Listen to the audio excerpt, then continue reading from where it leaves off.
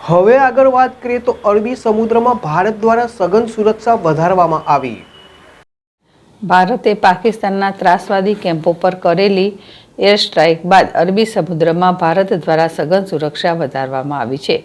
Navy coast guard દ્વારા ડીપમાં સુરક્ષા વધારાઈ છે, તો મરીન પોલીસ અને ફિશરીઝ વિભાગ દ્વારા સમુદ્ર કિનારે ચેકિંગ હાથ ધરાયું છે। દરેક ભારતીય બોટને ચેકિંગ કર્યા બાદ જ ફિશિંગ માટે સમુદ્રમાં જવા દેવામાં આવે છે। ફિશિંગમાંથી આવ્યા બાદ પણ ચેક કરવામાં આવે છે। આ સાથે જ ભારતીય માછીમારોને સમુદ્રમાં સાવચેત રહેવા જણાવવામાં આવ્યું છે। અજાણી બોટ સમુદ્રમાં દેખાય તો તુરંત મરીન પોલીસને જાણ કરવા સૂચિત કરવા સમજાવવામાં આવી રહ્યું છે। ભારત પાકિસ્તાન સરહદી તણાવ વચ્ચે સમુદ્રી સુરક્ષા વધારાઈ છે। વેરાવળની 500થી 700 બોટ મજ દરિયામાં છે।